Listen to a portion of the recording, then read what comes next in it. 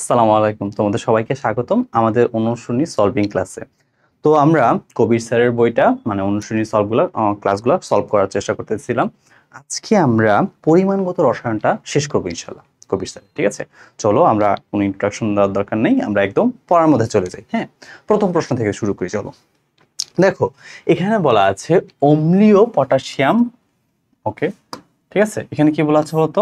অম্লীয় KMnO4। ঠিক আছে, অম্লীয় মাধ্যমে বিক্রিয়াকালে কেন্দ্রীয় পরমাণু কয়টি ইলেকট্রন গ্রহণ করবে? মনে রাখবা, যখন অম্লীয় মাধ্যম থাকবে তখন পটাশিয়াম পারম্যাঙ্গানেট ইলেকট্রন গ্রহণ করবে 5টা। ঠিক আছে, 5টা ইলেকট্রন গ্রহণ করে কখন? অম্লীয় মাধ্যমে।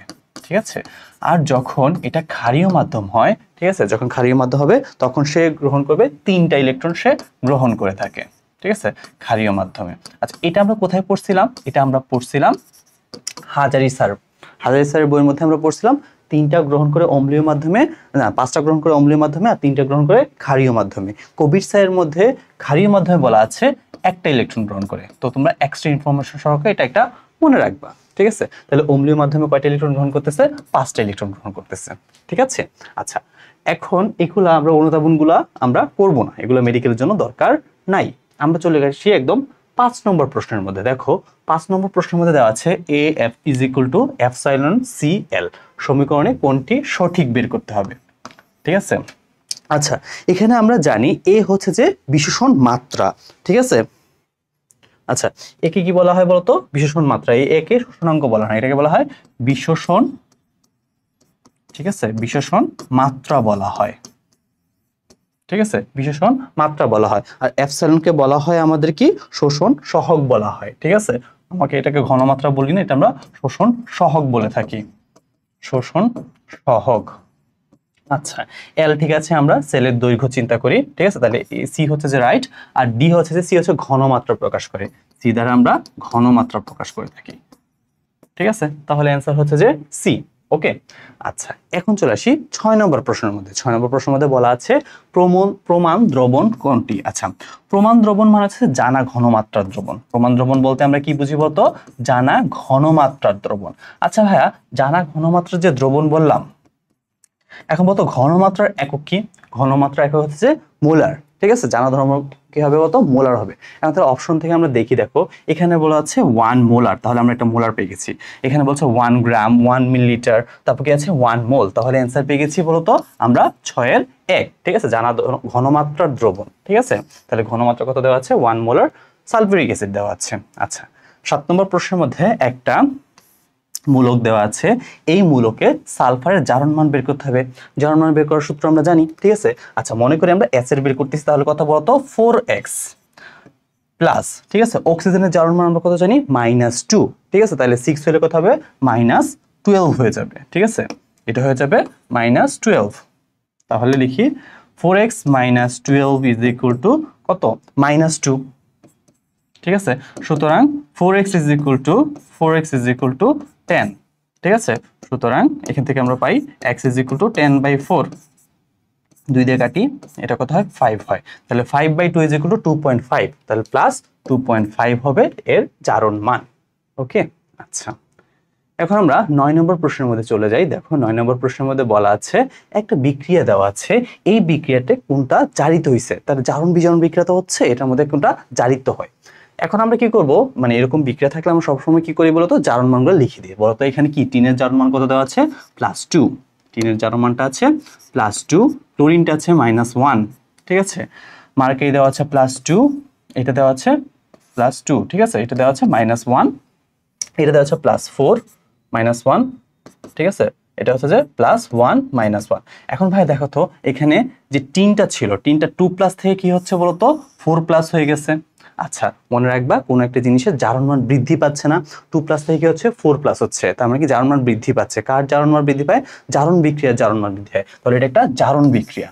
ঠিক আছে, এটা একটা জারণ বিক্রিয়া, যেহেতু 2+ থেকে 4+ হয়ে যাচ্ছে জারণ। এখন কার জারণ হয় বলতো ভাইয়া? আমরা জানি জারণ হয় বিজারকের। জারণ হয় কি? বিজারণের। বিজারক, তাহলে এটা একটা বিজারক। ঠিক আছে, তাহলে বিজারকটাই তো জারিত হচ্ছে। বলছে কোনটি জারিত হয়, তাহলে Sn2+ জারিত হয়, Sn4+ হচ্ছে, তাহলে জারিত হচ্ছে Sn2+। ঠিক আছে, Sn2+ জারিত হচ্ছে। আচ্ছা এরপরের প্রশ্নে আমরা চলে যাই। দেখো 12 নম্বর মধ্যে, দেখো 12 নম্বরে বলা আছে অম্ল ক্ষার টাইট্রেশনের সমাপ্তি বিন্দুতে ফেনপথ্যালিনের বর্ণ পরিবর্তনের পিএইচ সীমা কত? ঠিক আছে, এটা আমরা হাজারিনাগ স্যারের বইতে একটা চার্ট আছে না, ঠিক আছে, চার্টের মধ্যে আমরা বিভিন্ন নির্দেশকের সমাপ্তি বিন্দুতে পিএইচ সীমাটা মুখস্থ করছিলাম, তাই না? ওটা খুবই খুবই ইম্পর্টেন্ট, ওইখান থেকে আসছে। ঠিক আছে, 12 অ্যান্সার হবে যে 3। ঠিক আছে, 8.3 থেকে 10। ঠিক আছে, ফেনপথ্যালিনের জন্য পিএইচ সীমা কত বলতো? আমাদের 8.3 থেকে 10 হয়ে থাকবে। তো এটা পুরোটা চার্টটা একটু মুখস্থ করার চেষ্টা করবা, মানে কঠিন হলে এটা আমাদের লাগে, ইম্পর্টেন্ট আছে। ঠিক আছে, ফেনপথ্যালিনের জন্য। এখন বলা আছে 0.1 মোলার। ঠিক আছে, তার মানে এখানে কি দেওয়া আছে বলতো? ঘনমাত্রা এস এর মান দেওয়া আছে। ঠিক আছে, এস দেওয়া আছে সোডিয়াম কার্বনেট দ্রবণের ঘনমাত্রা। ঠিক আছে, পিপিএম এককে কত? ঠিক আছে, আমরা জানি পিপিএম এর সূত্র কি বলতো? Ppm is equal to S M into 10⁻23। ঠিক আছে, এখন বলে এস এর মান কত দেওয়া আছে? 0.1 দেওয়া আছে, 0.1। ঠিক আছে, আচ্ছা, এম সোডিয়াম কার্বনেটে এম এর মান হচ্ছে 106 ইন্টু 10⁻3।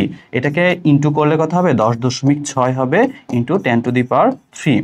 তাহলে কত হবে? 10 1 1 2 3, তাহলে কত হবে? 10 6টা 0। ঠিক আছে, হয়ে আছে এই যে 10600। ঠিক আছে, 10,600 হচ্ছে যে এর পিপিএম একক।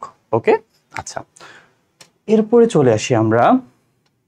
আচ্ছা, এটাও ঠিক ওই চার্ট থেকে প্রশ্ন আসছে। ঠিক আছে, অ্যাসিড ক্ষার টাইট্রেশনের শেষ বিন্দুতে মিথাইল অরেঞ্জের বর্ণ পরিবর্তনের পিএইচ কত? ঠিক আছে, ওইখানে চার্টের মধ্যে আমরা পড়বো 3 থেকে 5। ঠিক আছে, যদি অম্লীয় হয়ে থাকে তখন আমরা কি ইউজ করি? Methyl orange, methyl red use করে থাকি। ঠিক আছে, তোমরা চাইলে একটা জিনিস দেখতে পারো। দেখো, আমরা যখন সবল অ্যাসিড এবং দুর্বল ক্ষারের বিক্রিয়া করে তখন এটা কি আমরা নির্দেশক হিসেবে ইউজ করি? Methyl orange, methyl red use করে থাকি, তাই না? আচ্ছা, তাহলে এটা কি সবল অ্যাসিড যেহেতু আছে, তাহলে এখানে আমরা মিথাইল অরেঞ্জ বা মিথাইল রেড দুইটা থেকে একটা ইউজ করে থাকবো। ঠিক আছে, আর এটা প্রশ্নটা আমরা যে চার্টটা আছে, চার্টটা অবশ্যই মুখস্থ করে ফেলবো। ঠিক আছে, চার্ট থেকে আসছে মিথাইল অরেঞ্জের বর্ণ পরিবর্তনের পিএইচ পরিসর। ঠিক আছে, আচ্ছা, ঠিক আছে, চলো আমরা পরবর্তীতে চলে যাই। এখানে বলা আছে এইচপিএলসি এর ফুল মিনিং কি? এটা আমরা সবাই জানি, হাই পারফরমেন্স লিকুইড ক্রোমাটোগ্রাফি। ঠিক আছে, হাই পারফরমেন্স লিকুইড ক্রোমাটোগ্রাফি হচ্ছে যে এইচপিএলসি এর পূর্ণরূপ। আচ্ছা, আমরা চলে আসি 20 নম্বর প্রশ্নের মধ্যে। দেখো 20 নম্বর প্রশ্নের মধ্যে বলা আছে 50 গ্রাম ক্যালসিয়াম কার্বনেটের তাপীয় বিয়োজনে, মানে তাপীয় বিয়োজন করতেছ, মানে এটা একটু নিচে নামাই। হ্যাঁ, মানে কি তুমি ক্যালসিয়াম কার্বনেটকে তাপ দিচ্ছ। ঠিক আছে, ক্যালসিয়াম কার্বনেট তাপ দিলে বলতো কি কি তৈরি হবে? ক্যালসিয়াম অক্সাইড, একটা চুন তৈরি হবে, আর কার্বন ডাই অক্সাইড তৈরি হবে। ঠিক আছে, আচ্ছা, বলছে তাপীয় বিয়োজনে উৎপন্ন কার্বন ডাই অক্সাইডের ভর কত? তাহলে কার্বন ডাই অক্সাইডের ডব্লিউ এর মান কত? এটা তোমাকে বের করতে হবে। ঠিক আছে, আর তোমাকে দেওয়া আছে ক্যালসিয়াম কার্বনেটের ডব্লিউ এর মান। ঠিক আছে, আচ্ছা, এখন দেখো এই যে বিক্রিয়াটা লিখলাম, বিক্রিয়াটাকে আমরা সমতা করতে হচ্ছে। প্রথমে আমরা সমতা করব। দেখো এখানে কোনো সমতা করার দরকার পড়তেছে না। এখানে 1 মোল মানে 1 মোল হচ্ছে ক্যালসিয়াম কার্বনেট ভেঙে আমাদের 1 মোল কার্বন ডাই অক্সাইড তৈরি হচ্ছে। তাহলে আমরা লিখতে পারি না n calcium carbonate is equal to n mole of carbon dioxide. ঠিক আছে, এখন ক্যালসিয়াম কার্বনেটে n এর মানটা কি লিখবো বলতো? W/m। আমরা n এর অনেকগুলো ফর্মুলা পড়ছিলাম। n is equal two W/m is equal two n/Na। ঠিক আছে, এখানে W হচ্ছে প্রদত্ত ভর বাই আণবিক ভর। ঠিক আছে, আর n হচ্ছে যে অণুর সংখ্যা ডিভাইডেড বাই অ্যাভোগাড্রোর সংখ্যা। লিখতে পারি V STP তে।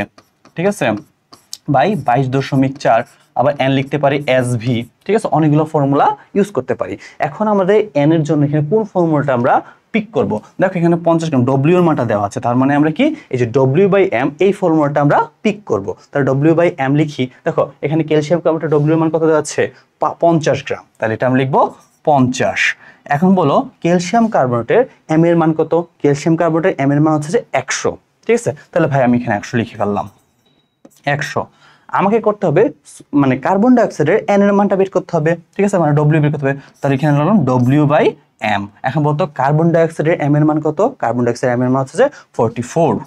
কার্বন ডাই অক্সাইডের m এর মান হচ্ছে 44। তাহলে আমরা এটা বের করতে পারবো না, সুতরাং W ইজ ইকুয়াল টু আমরা লিখব 1/2 ইন্টু 44 কত হয়? 22 গ্রাম। ঠিক আছে, তাহলে এটার অ্যান্সার হচ্ছে যে 22 গ্রাম। ওকে, আমরা কিভাবে করব, প্রথমে একটা বিক্রিয়া লিখব, বিক্রিয়ার সমতা বিধান করার চেষ্টা করব। যদি সমতা বিধান সমান হয়ে থাকে তাহলে n mole of calcium carbonate is equal to n mole of carbon dioxide দিব।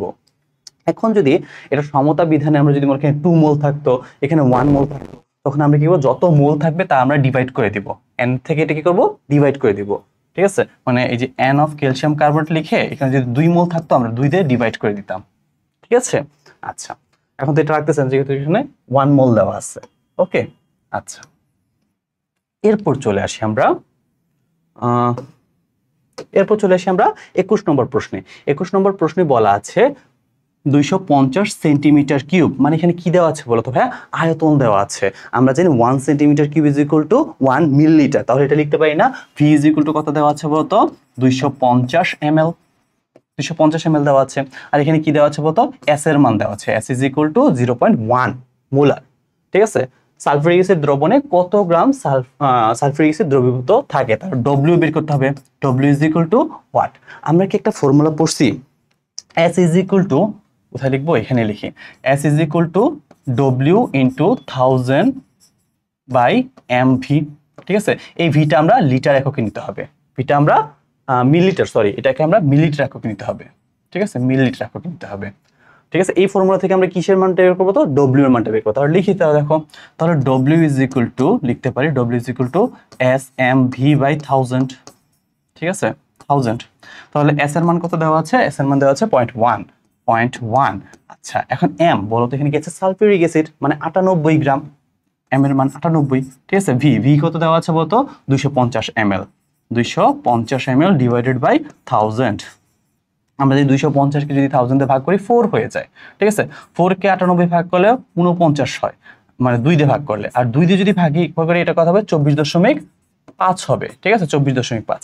এখন 24.5 কে তুমি 0.1 দিয়ে গুণ করতেছো, তাহলে কি সামনে এক ঘর আগাবে, তাহলে টোটাল মান হবে 2.45 গ্রাম, 2.45 গ্রাম হবে। ঠিক আছে, অ্যান্সার হবে 2.45 গ্রাম। ঠিক আছে, আচ্ছা এখানে রাফ করতেছি তো, তা একটু বুঝতে সমস্যা হলে একটু মানায় নাও। হ্যাঁ, আচ্ছা এটা হচ্ছে 49 কে ভাগ করে আমরা 24.5 পাচ্ছি। আচ্ছা দেখো, এখানে বলা আছে একটা ফেরিক অক্সাইড।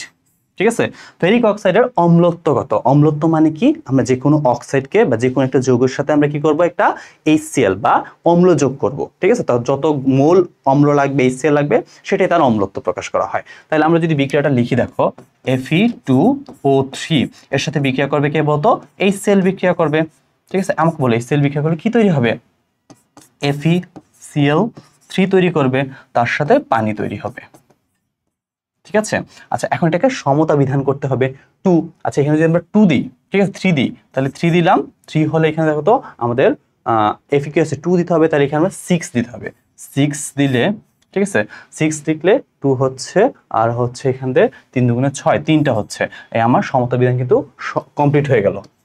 ঠিক আছে, সমতা বিধান কমপ্লিট হয়ে গেল। তাহলে আমাকে বলো, এই যে আমরা ফেরিক অক্সাইডটাকে আমরা অম্লের কয় মোল অম্লের সাথে মিলাচ্ছি বলতো, 6 মোল অম্লের সাথে মিলাচ্ছি। তাহলে অম্লত্ব কত বলতো, 6। ঠিক আছে, অনেক জায়গায় এভাবে বলা হয়, এই যে আয়রনের নিচে 2 আছে, অক্সিজেনের নিচে 3 আছে, দুইটা মাল্টিপ্লাই করলে কত হয়, 6 হয়ে যায়। ঠিক আছে, এটা তোমরা শর্টকাট নিয়ম মনে রাখতে পারো, কিন্তু আদর্শ কি আমরা বিক্রিয়া করে বের করব। ওকে, আচ্ছা তাহলে 6 পেয়ে গেছি আমরা। এরপর দেখো 23 নম্বর প্রশ্নের মধ্যে কি বলছে। 23 নম্বর প্রশ্নে বলা আছে সোডিয়াম কার্বনেট এবং HCl প্রশমনের জন্য উপযুক্ত নির্দেশক কি। আচ্ছা প্রশ্নের মধ্যে এটা ভুল আছে, আমি তোমাকে বলি। দেখো এখানে বলা আছে সোডিয়াম কার্বনেট, তাহলে এটা কি বলতো ভাইয়া, লবণ। ঠিক আছে, এখন লবণও কি হইতে পারে বলতো, অম্লীয় বা ক্ষারীয় হতে পারে। ঠিক আছে, এখন তুমি এটা কিভাবে বের করবে, দেখো সোডিয়াম কার্বনেট একটা লবণ, এটাকে ভাঙলে আমরা অম্ল কি পাই বলতো, অম্ল পাবো হচ্ছে যে আমরা সোডিয়ামের সাথে ক্ষার অ্যাড করো। ঠিক আছে, তাহলে কি হবে, সোডিয়াম হাইড্রোক্সাইড ক্ষার পাচ্ছি। ঠিক আছে, সোডিয়াম হাইড্রোক্সাইড ক্ষার, আর হচ্ছে যে আমাদের কার্বনিক অ্যাসিড H2CO3, এই দুইটা বিক্রিয়া করলে কি হচ্ছে বলতো, এই লবণটা তৈরি হচ্ছে, সোডিয়াম কার্বনেট লবণটা তৈরি হচ্ছে। তাহলে বলো এই লবণের মধ্যে এটা অম্লীয় হবে না ক্ষারীয় হবে। আমরা দেখতে পাচ্ছি দুর্বল ক্ষারের সাথে আমাদের কি সবল, না দুর্বল অম্লের সাথে সবল ক্ষার বিক্রিয়া করতেছে, তাহলে এখানে যে লবণটা সেটা কি হবে, ক্ষারীয় হবে। ঠিক আছে, ক্ষারের সাথে তাহলে কি এড করতেছি বলতো, অ্যাসিড এড করতেছি, ক্ষারের সাথে আমরা অ্যাসিড এড করতেছি। তাহলে এখানে কি হবে বলতো, যে কোনো আমরা মানে অ্যাসিড এবং ক্ষার, ঠিক আছে দুইটা ইউজ করলে আমরা যে কোনো আমরা কি করতে পারি বলতো, নির্দেশক ইউজ করতে পারি। ঠিক আছে, কিন্তু তোমার বইয়ের মধ্যে কবির স্যার এটাকে অ্যান্সার দিয়েছে মিথাইল অরেঞ্জ। ঠিক আছে, তো তুমি কি করবা, দেখো আমরা যদি ধরতাম, ঠিক আছে, এটা অম্লীয়, ঠিক আছে, সবল অম্লীয়, তাহলে কি হবে বলতো, মিথাইল অরেঞ্জ নিবা না মিথাইল রেড নিবা, দুইটাই তো নেওয়া যায়। ঠিক আছে, দুইটাই কিন্তু নেওয়া যায় যদি এটা অম্লীয় হইতো। ঠিক আছে, এখন তোমার অপশনের মধ্যে দেওয়া আছে মিথাইল অরেঞ্জ, তুমি কি করবা, এটা মনে রাখবা। ঠিক আছে, ভুলটাও আমাদের কি করতে হবে, কিছু জিনিস মনে রাখতে হবে। হুবহু যদি এইটা প্রশ্নটা দিয়ে দেয়, ঠিক আছে, তাহলে অ্যান্সার কোথেকে নিবে বলতো, এখান থেকে নিবে। তো অ্যান্সার স্যার দিয়েছে মিথাইল অরেঞ্জ, তুমি মিথাইল অরেঞ্জই দেখাবা। ঠিক আছে, আসলে কিন্তু যদি বলা হয় কোনটা ইউজ করা হয়, সবগুলো নির্দেশকে আমরা ইউজ করতে পারি। ঠিক আছে, কেন আমরা বলি, দেখো আমি তোমাকে একটা চার্ট দেখাই। দেখো যখন আমরা দুইটা সবল অ্যাসিড এবং সবল ক্ষারের বিক্রিয়া করাই, তখন তার পিএইচ রেঞ্জ থাকে 4 থেকে 10, নির্দেশক বিন্দু হয় 7, তখন আমরা নির্দেশক হিসেবে সবকিছু ইউজ করতে থাকি। ঠিক আছে, যখন সবল অ্যাসিড দুর্বল ক্ষার হয়, তখন আমরা methyl orange methyl red use করে থাকি। এই যে ভাই যেগুলো লিখছি না, এটা কিন্তু হাজারিনাক স্যারের বইয়ের মধ্যেই লেখা আছে, ওইটা জাস্ট আমি চার্ট করে দিয়ে দিচ্ছি, বুঝতে পারছো। আবার যদি বলা হয় দুর্বল অ্যাসিড সবল ক্ষার, তখন এটা কি হবে, ক্ষারীয় হবে। ঠিক আছে, 4 থেকে 10 হবে, তখন এখানে আমরা ফেনফথ্যালিন ইউজ করে থাকি। আর দুর্বল অ্যাসিড দুর্বল ক্ষারের ক্ষেত্রে আমরা কোনো পিএইচ রেঞ্জ বা নির্দেশক বিন্দু বা নির্দেশক আমরা পাবো না। ঠিক আছে, এটা আমরা হাজারিনাক স্যার থেকে পড়ছি। ওকে, এখন আমরা চলে যাই বইয়ের মধ্যে, চলে যাই 23 নম্বরটা তাহলে ভুল। ঠিক আছে, ভুল, কিন্তু তবুও তুমি অ্যান্সারটা মনে রাখবা মিথাইল অরেঞ্জ। ওকে, আচ্ছা এখন চলে আসি আমরা 24 নম্বরটার মধ্যে, বলা আছে সালফিউরিক অ্যাসিডের মোলার দ্রবণের শতকরা মাত্রা কত। ঠিক আছে, মোলার দ্রবণের শতকরা মাত্রা আমরা জানি একটা ফর্মুলা পারি, S ইজ ইকুয়াল টু, ঠিক আছে, 10x/m। ঠিক আছে, এখানে S হচ্ছে যে মোলার মানে হচ্ছে যে আমাদের ঘনমাত্রা, ঠিক আছে, x হচ্ছে যে শতকরা পার্সেন্টেজ, আর m হচ্ছে যে আণবিক ভর। ঠিক আছে, এটা আমরা মোটামুটি জানি। আচ্ছা এখানে বলো আমাদের কি কি দেওয়া আছে, বলা আছে মোলার দ্রবণ, তাহলে S এর মানটা দেওয়া আছে, তোমাকে x এর মানটা বের করতে হবে। তাহলে আমরা লিখি, দেখো x is equal two Sm/10 হবে। এখন S এর মান কি দেওয়া আছে বলতো, মোলার দ্রবণ মানে কি 1 মোলার। ঠিক আছে, 1 ইন্টু বলো m এর মান কি আছে, সালফিউরিক অ্যাসিডের 98 ডিভাইডেড বাই 10, তাহলে হচ্ছে 9.8%। ঠিক আছে, এটা হবে 9.8%। 24 অ্যান্সার হচ্ছে যে 9.8%। ওকে, আচ্ছা এখন আমরা 25 নম্বর প্রশ্নের মধ্যে চলে যাই। দেখো এখানে কি বলা আছে, দেখো ভালো করে দেখো, 1.008 গ্রাম হাইড্রোজেনের অণুর সংখ্যা। ঠিক আছে, ভাইয়া যদি পরমাণুর সংখ্যা বলা হইতো তাহলে আমরা কি করতাম, এটা দিয়েই ম্যাথ করতাম। ঠিক আছে, বলছে অণুর সংখ্যা কত। আমরা জানি হাইড্রোজেনের মধ্যে কি থাকে বলতো, হাইড্রোজেনের পারমাণবিক ভর হচ্ছে যে 1.008 গ্রাম। ঠিক আছে, তাহলে অণুর ভর কি হবে বলতো, এটাকে 2 দিয়ে মাল্টিপ্লাই করে দিব না। ঠিক আছে, তাহলে আমরা এভাবে লিখতে পারি না, অ্যাভোগাড্রোর সংখ্যক কি থাকে বলতো, একটা অণুর মধ্যে অ্যাভোগাড্রোর সংখ্যক কি থাকে, অণু থাকে। ঠিক আছে, তাহলে আমি এভাবে সুন্দর করে লিখি, মনে করো 6.02 ইন্টু 10 টু দি পাওয়ার, ঠিক আছে, ইন্টু, আচ্ছা দাঁড়াও, আচ্ছা ইন্টু 10 টু দি পাওয়ার, সমস্যা করতেছে,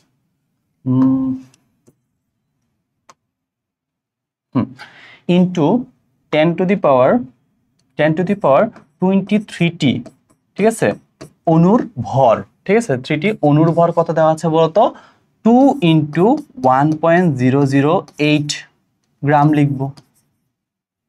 ঠিক আছে, আচ্ছা অণুর সংখ্যা বের করতে বলছে, তাহলে সুন্দর করে লিখি, এভাবে নেবে না, দাঁড়াও ভুল লিখছি ভাই একটু। আচ্ছা অণুর সংখ্যা বের করতে বলছে না, এইভাবে লিখি আমরা, তাহলে দেখো 2 ইন্টু 1.008 গ্রাম। ঠিক আছে, হাইড্রোজেনের মধ্যে অণুর সংখ্যা থাকে 6.02 ইন্টু 10 টু দি পাওয়ার 23টি। ঠিক আছে, তাহলে একে কত থাকে, এটা কি হবে, মাল্টিপ্লাই হয়ে যাবে নিচে 1.008। ঠিক আছে, আমাকে বের করতে হবে কত গ্রাম বলতো, 1.008 গ্রাম। ঠিক আছে, তাহলে এটা কি হবে বলতো, সুতরাং 1.008 গ্রামে কত থাকে বলতো, এটা উপরে মাল্টিপ্লাই হয়ে যাবে 1.008। এটা কাটো, এটাকে কাটো, 3.01 হবে, 3.011 into 10 to the power 23, answer হবে সি। ওকে, আচ্ছা অণু বলছে, নট পরমাণু বলছে। ঠিক আছে, আচ্ছা এখন দেখি এখানে কি বলা আছে, 2 লিটার, মানে এখানে কি দেওয়া আছে, ভি এর মানটা দেওয়া আছে, 2 লিটার দ্রবণে 80 গ্রাম, মানে কি ডব্লিউ এর মান দেওয়া আছে, ডব্লিউ গ্রাম সোডিয়াম হাইড্রোক্সাইড দ্রবীভূত থাকলে দ্রবণের ঘনমাত্রা S is equal to what, আমরা জানি S is equal to W into 1000। Divided by mv, ঠিক আছে। এখানে w এর মান কত দেওয়া আছে বলো তো? w হচ্ছে 80 ইন্টু 1000, ঠিক আছে। m দেখো তো কি আছে 40, m হবে 40। আচ্ছা ভিটা কি আছে? লিটার আছে, এটাকে আমরা কিসে নিতে হবে বলতো? আমাদের মিলিলিটারে নিতে হবে। তাহলে এটা কত হয়ে যাবে তো? 2000। তাহলে 2000 কে কাটো 2, ঠিক আছে। এটা কত হয় 2, তাহলে 2 দিয়ে কাটলে 1 হয়। তাহলে এটার অ্যান্সার কত হবে বলতো? 1 মোলার, ঠিক আছে। 26 এর অ্যান্সার হবে যে 1 মোলার। ওকে, আচ্ছা এরপর আমরা 27 নম্বরে চলে যাই। দেখো 27 নম্বরে বলা আছে 6.02 into 6.023 into 10 to the power 23t, মানে অ্যাভোগাড্রো সংখ্যার সমান সংখ্যক অণু, ঠিক আছে। কার্বন ডাইঅক্সাইড অণুর এনটিপিতে আয়তন কত?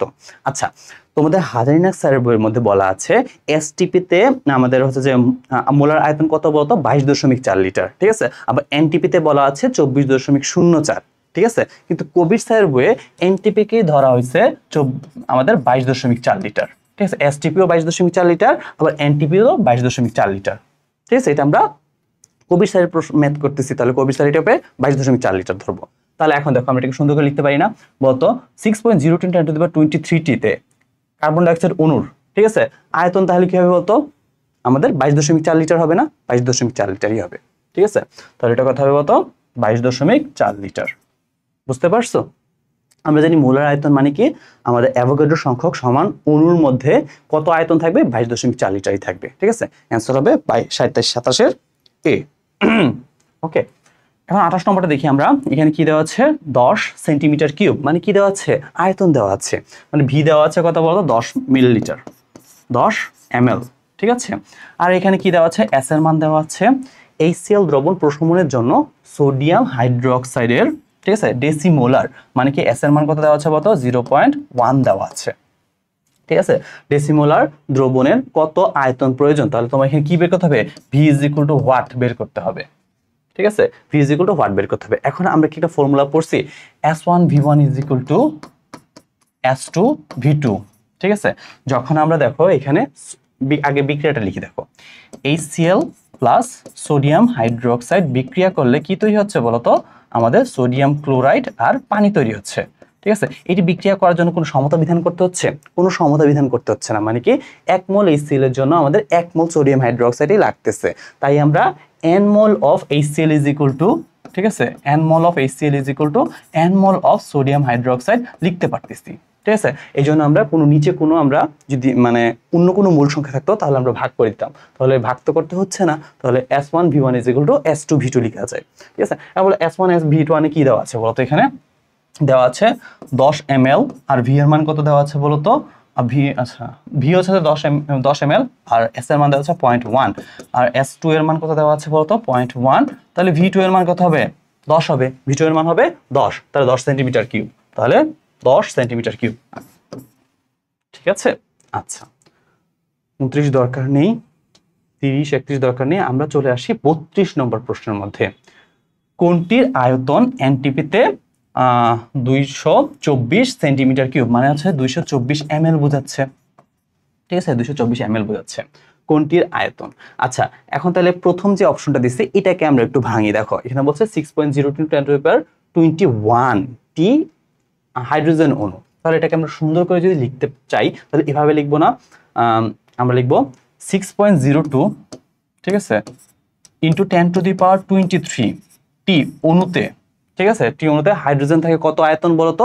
22.4 লিটার, ঠিক আছে। 22.4 লিটার, 22.4 লিটার কিভাবে লেখা যায় না? 22.4 ml, ঠিক আছে, 22.4 লিটার, ঠিক আছে, মানে কি আমরা বলবো 22,400 ml, ঠিক আছে। এখন আমরা ঐকিক নিয়মে করবো, তাহলে এক এক মানে একটি অনুভর কত আর এটার অনুভর কত? সুতরাং 6.02 ইন্টু 10 টু দি পাওয়ার 21 টি অণুর সংখ্যা, তাহলে কত হবে 22,400 divided by 6.02 into 10 to the power 23 into 6.02 into 10 to the power 21, এটা কাটা যাবে, তাহলে এটা কথা হবে কত? 22,400 ইন্টু 10 টু দি পাওয়ার -2, ঠিক আছে। তাহলে দুইটা ঘর আগাবে 1 2, তাহলে হবে 224, ঠিক আছে। এই দেখো 224 ml হয়ে গেছে, ঠিক আছে। তাহলে প্রথম অ্যানসারটাই মিলে গেছে 224 ml। ওকে, আচ্ছা এরপর আমরা যাই। দেখো 35 নম্বরে বলা আছে কতগুলা যৌগ দেওয়া আছে, এই আয়োডিনের জারণ সংখ্যা আমাদের বের করতে হবে। দেখো প্রথমটার জারণ মানটা আমরা বের করি। দেখো এখানে কি বলছে, আমরা আয়োডিনটা আমরা x ধরবো, ঠিক আছে। আমাকে হলো অক্সিজেনের জারণ মান কত, -2, ঠিক আছে। -2 হলে -3 হয়ে যাবে, -2 হয়ে গেলে 3 দুগুণে 6 হয়ে যাবে। 6 = -1। দেখো উপরে কত দেওয়া আছে, মাইনাস দেওয়া আছে, তাহলে কত হচ্ছে যে -1। তাহলে আমরা লিখতে পারি x = +5, x = +5। আচ্ছা এখন বলতো আয়োডিন -1, তার মানে কি জারণ মান কত, -1 দেওয়া আছে। আয়োডিন যখন কি হবে অণু আকারে থাকবে তখন তার জারণ মান কত হবে বলতো, 0 হবে। তাহলে কত পাচ্ছি, 5 - 1 0, 5 - 1 0, ঠিক আছে। 5 - 1 0 পাচ্ছি আমরা। ওকে, আচ্ছা এরপরের প্রশ্ন চলে আসি আমরা। বলা আছে 36-এ আমাদের বিজারক কোনটি, ঠিক আছে। আচ্ছা দেখো বিজারক বের করার জন্য আমরা একটা বিক্রিয়া ধরে নিই। মনে করো আয়োডিন এখানে দেখো দুইটি আছে, একটা আয়োডিন - আছে, আয়োডিন 2 আছে। তার মানে কি এই দুইটা থেকে যে কোনো একটা হবে, বোঝা যাচ্ছে, ঠিক আছে। বিজারক বা জারক একটা হবে। আচ্ছা দেখো তো আমি একটা উদাহরণ নিয়ে নিই। মনে করো আয়োডিন - থেকে এটা কি তৈরি হতে পারে বলতো, আয়োডিন 2 হইতে পারে, ঠিক আছে। তাহলে মানে কি এর জারণ মান কত বলতো, 0 আছে। বুঝতে পারছো, এর জারণ মান কত, 0 আছে। তাহলে আমাকে বলো এর জারণ মান -1 থেকে কি হচ্ছে, 0 হচ্ছে না। তার মানে কি জারণ মান বাড়তেছে, মাইনাস থেকে 0 হচ্ছে, তার মানে কি জারণ মান বাড়তেছে। কার জারণ মান বাড়ে বলতো ভাইয়া, তাহলে যার জারণ মান বাড়ে তার মানে কি বিক্রিয়া হচ্ছে, জারণ বিক্রিয়া হচ্ছে। কারণ কার জারণ হয় বলতো ভাইয়া, বিজারকের জারণ হয়। তাহলে এ একটা বিজারক আর একটা কি বলতো, একটা জারক। ক্লিয়ার? কি বলছি ভাইয়া বলতো, যার জারণ মান জারণ মান বাড়তেছে তার মানে কি জারণ বিক্রিয়া হচ্ছে। কার জারণ বিক্রিয়া হয় বলতো, বিজারকের জারণ বিক্রিয়া হয়। তাহলে আয়োডিন মাইনাস যেটা আছে সেটা হচ্ছে বিজারক, ঠিক আছে। বিজারক বের বলছে। আর জারক কোনটা হবে বলতো, আয়োডিন 2। ওকে, আচ্ছা এরপর আমরা পরেরগুলোতে চলে যাই দেখি। 39-এর মধ্যে কি বলা আছে, 50 গ্রাম ক্যালসিয়াম কার্বনেটকে উত্তপ্ত করলে এসটিপিতে প্রাপ্ত কার্বন ডাই অক্সাইডের আয়তন কত। আচ্ছা তাহলে এখানে কি ডব্লিউ দেওয়া আছে না, ডব্লিউ দেওয়া আছে। আমরা বিক্রিয়াটা লিখি চলো। হ্যাঁ ক্যালসিয়াম কার্বনেট, তাই না, একটু উচ্চাই লিখি। আচ্ছা এখানে দেখো ক্যালসিয়াম কার্বনেটকে বিক্রিয়া করলে ক্যালসিয়াম কার্বনেটকে আমরা যদি উত্তপ্ত করি, আগের মতো ক্যালসিয়াম চুন তৈরি হবে আর কার্বন ডাই অক্সাইড তৈরি হবে। এটা সমতা বিধান করার কোনো দরকার নাই, সব ঠিক আছে, ঠিক আছে। আচ্ছা এখন এখানে বলছে আমাদের, তাহলে আমরা লিখতে পারি ক্যালসিয়াম কার্বনের সাথে কার্বন ডাই অক্সাইডের সম্পর্ক। তাহলে আমরা লিখতে পারি n mole of calcium carbonate is equal to n mole of carbon dioxide, ঠিক আছে। এখন n mole of calcium carbonate কি আছে, w দেওয়া আছে। তাহলে n এর কোন ফর্মুলাটা নিব, w/m, এই ফর্মুলাটা নিব, ঠিক আছে। w কত দেওয়া আছে বলতো, 50, ঠিক আছে 50। এখন m বলতো ক্যালসিয়াম কার্বনেটের m এর মান কত, আমরা জানি 100। ক্যালসিয়াম কার্বনেটের m এর মান কত, 100। আচ্ছা এখানে যে কার্বন ডাই অক্সাইড আছে, কার্বন ডাই অক্সাইডের কোন ফর্মুলা লিখব, দেখো তো এখানে কি বের করতে বলছে, আয়তন v is equal to what বের করতে বলছে না, ঠিক আছে। আমাদের v বের করতে হবে। যেহেতু v বের করতে হবে তাহলে আমরা কোন ফর্মুলা লিখব তো, v/22.4 লিটার, ঠিক আছে। কোন ফর্মুলা লিখব তো, আমাদের এখানের জন্য আমরা n ইজ ইকুয়াল টু লিখব হচ্ছে যে, ঠিক আছে, এখানে আমরা লিখব n ইজ ইকুয়াল টু লিখব আমরা n is equal to 22.4 by v/22.4, v/22.4 লিখবো। তাহলে এখন দেখো এখানে v/22.4, v/22.4। ওকে আচ্ছা তো কাটাকাটি করি আমরা। দেখো এটা হচ্ছে যে 2 হচ্ছে, আজকে বোর্ডটা এমন ঝামেলা করতেছে কেন। আচ্ছা হ্যাঁ তাহলে এটা কি হবে বলতো, 22.4 যদি হয়, কাটাকাটি করি আমরা। সুতরাং v ইজ ইকুয়াল টু এটা 2 হয়ে যায়, ঠিক আছে। 22.4/2 কত হবে, 11.2 হবে, ঠিক আছে। অ্যান্সার কত হবে, 11.2 হবে। বুঝতে পারছি? আচ্ছা যদি না বুঝো আবার বলি, আমরা কি করব, প্রথমে বিক্রিয়া লিখবো, বিক্রিয়াটা সম্পূর্ণ করলাম, ঠিক আছে। কার সাথে কার সম্পর্ক, দেখো ক্যালসিয়াম কার্বনের সাথে কার্বন ডাই অক্সাইডের সম্পর্ক। এখন ক্যালসিয়াম কার্বনেটটা কি আকারে আছে, আমাদের w/m আকারে আছে। এই যে w/m ফর্মুলা বসাই দিচ্ছি, ঠিক আছে। কার্বন ডাই অক্সাইডটা n এর জন্য কোন ফর্মুলাটা নিব, এখানে আয়তন বের করতে হবে। তাই আয়তনের জন্য আমরা v/22.4 এই ফর্মুলাটা নিব, ঠিক আছে। তাহলে এখান থেকে আমরা v এর মানটা পেয়ে যাচ্ছি, ঠিক আছে, 11.2 পাচ্ছি। 40 নম্বরটা একটু দেখি আমরা। দেখো এখানে বলা আছে 0.015 মোলার মানে কি S দেওয়া আছে ঘনমাত্রার ক্যালসিয়াম ক্লোরাইড দ্রবণের মাত্রা ppm এককে কত। তাহলে বের করি আমরা, ppm is equal two sm into 10⁻³ আচ্ছা বলো এস এর মান কত দেওয়া আছে 0.015, ঠিক আছে, ইন্টু এম। আচ্ছা ক্যালসিয়াম ক্লোরাইডের এম এর মান হচ্ছে 111, ঠিক আছে, 111 ইন্টু 10⁻³ আচ্ছা 10 এটা আগে করে ফেলি, 111 একসাথে রাখলাম, এটাকে দেখো 1 2 3 তাহলে 15 হবে, এটাকে মাল্টিপ্লাই করতে হবে 111 আর 15, 111 আর হচ্ছে যে 15, ঠিক আছে, 5 থেকে 5 555, এখানে হবে 11, 5 6 6 1 1665, ঠিক আছে, 1665 অ্যান্সার, ঠিক আছে। আচ্ছা এখানে আমরা কি মনে রাখতে হবে, ক্যালসিয়াম ক্লোরাইডের যে আণবিক ভরটা এটা আমাদের বের করতে হবে, ঠিক আছে, তাহলে তুমি ম্যাথটা পারবা, 111 হয়ে যায়। আচ্ছা বলা আছে কোনটি জারক ও বিজারক রূপে কাজ করে থাকে, ঠিক আছে, দেখবা কতগুলো মৌল আছে আমাদের, এগুলা জারক বিজারক উভয় হিসেবে কাজ করে, ভাইকে লিখে দিচ্ছি তোমরা একটা নেমোনিক্সটা মনে রাখতে পারো। হারুন সবাইকে নিয়ে ফিরে এলো, ঠিক আছে, হারুন সবাইকে নিয়ে, ওর জাস্ট কি হয়েছে আল্লাহ জানে, হারুন সবাইকে নিয়ে ফিরে এলো, ঠিক আছে, আচ্ছা হ্যাঁ হারুন সবাইকে নিয়ে, ঠিক আছে, ফিরে এলো। আচ্ছা হারুনদের মনে রাখবো আমরা হচ্ছে যে H2O2 এবং হচ্ছে যে নাইট্রাস অক্সাইড, H2O2 আর এটা হচ্ছে HNO2, ঠিক আছে, তাই তো, হ্যাঁ তাই, ঠিক আছে। তারপর হচ্ছে সবাইকে দিয়ে সালফার ডাইঅক্সাইড, নিয়ে দিয়ে মনে রাখবো হচ্ছে যে নো, ঠিক আছে, ফিরে যাচ্ছে FeO, আরেকটা আছে ফেরাস সালফেট, ঠিক আছে, ফেরাস সালফেট। আচ্ছা এলো দিয়ে মনে রাখবো আমরা ওজোন, এই কয়েকটা জিনিস আমরা মনে রাখবো, ঠিক আছে, এগুলা জারক বিজারক উভয় রূপে কাজ করে থাকে। তাহলে এখান থেকে কোনটা আছে বলতো, হাইড্রোজেন পারঅক্সাইড, ঠিক আছে, হাইড্রোজেন পারঅক্সাইড এটা জারক বিজারক উভয় হিসেবে কাজ করে থাকে, ঠিক আছে। এরপর চলে আসি আমরা 43-তে। 43-তে কি বলা আছে, এখানে 20 সেন্টিমিটার কিউব মানে ভি দেওয়া আছে, V is equal two 20 ml, ঠিক আছে, এটা কি দেওয়া আছে মোলার মানে এস দেওয়া আছে, এস এর মান দেওয়া আছে। সালফিউরিক অ্যাসিড দ্রবণকে ডেসিমোলার দ্রবণে রূপান্তরিত করতে, ডেসিমোলার মানে কি 0.1 মোলার, ঠিক আছে, এস এর মান দেওয়া আছে, S is equal two decimolar, পরিণত করতে কি পরিমাণ পানি তুমি যোগ করবা, ঠিক আছে।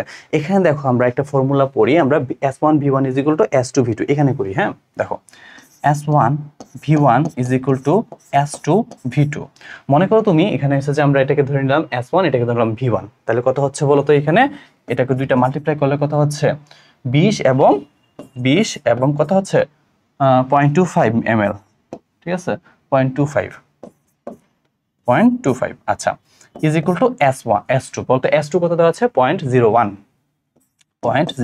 ইন্টু V2, আমরা ভি বের করতে যাচ্ছি, ঠিক আছে, আয়তন বের করতে যাচ্ছি, এটা মিশ্রণের আয়তন, পরবর্তীতে আমরা পানি বের করব, ঠিক আছে।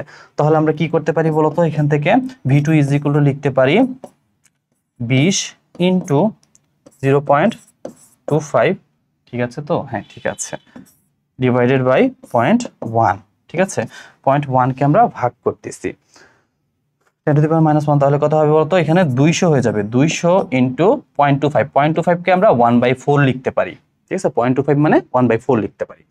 তাহলে আমাকে বলো 200 কে 4 ভাগের 1 ভাগ করলে 2 ভাগ করলে 100 হয়, তাহলে এটা কত হবে 50 হবে, তাহলে 50 ml, ঠিক আছে, এটা হবে 50 ml। আচ্ছা এখন দেখো এখানে বলছে তুমি কতটুকু পানি যোগ করবা, এখন দেখো এইটা ছিল পুরাটা মিশ্রণ, ঠিক আছে, তুমি V2 মানে বের করছো পুরাটা মিশ্রণ, এর মধ্যে আগের যে 20 ml কি ছিল বলতো, সালফিউরিক অ্যাসিড ছিল, আর তুমি এক্সট্রা যা ছিল ওটা হচ্ছে পানি তুমি অ্যাড করছো, বুঝতে পারছো, মনে করো একটা টিউবের মধ্যে কি আছে, আমার তোমার হচ্ছে 20 ml কি ছিল সালফিউরিক অ্যাসিড ছিল, এবং 25 হচ্ছে যে তোমার সালফিউরিক অ্যাসিড ছিল, এটাকে তুমি কি করছো এক্সট্রা একটা পানি অ্যাড করছো, পানি অ্যাড করার পরে এর ঘনমাত্রা কত হয়েছে বলতো, চেঞ্জ হয়ে ডেসিমোলার হয়ে গেছে, ঠিক আছে। এখন তুমি যে V2টা বের করছো, V2 হচ্ছে টোটাল, মানে এখানে সালফিউরিক অ্যাসিডের আয়তন ছিল 20 ml, আর কিছু পানির ml আছে, তাহলে তুমি পানিটা বের করার জন্য কি করো বলতো, সালফিউরিক অ্যাসিডটা মাইনাস করে দিবা, তাহলে 50 মাইনাস 20 ইজ ইকুয়াল টু কত হয় বলতো 30, তাহলে এখানে পানি কত ছিল বলতো 30 ml ছিল, ঠিক আছে, বা 30 সেন্টিমিটার কিউব ছিল, ঠিক আছে। আচ্ছা এখন চলে আসি আমরা 44-এ। আচ্ছা বলা আছে 0.1 মোলার মানে এস এর মান দেওয়া আছে ঘনমাত্রার সোডিয়াম কার্বনেট, ঠিক আছে, এর জলীয় দ্রবণে ঘনমাত্রা ppm এককে বের করতে বলছে। ppm ইজ ইকুয়াল টু আমরা কি লিখছি বলতো, sm ইন্টু 10⁻³ আচ্ছা ঠিক আছে। এখন এস এর মান কত দেওয়া আছে 0.1 মোলার, 0.1, এম এর মান হচ্ছে যে 106, আবার শুরু হলো, ঠিক আছে, এম এর মান হচ্ছে যে 106, ওকে, এম এর মান হচ্ছে যে 106,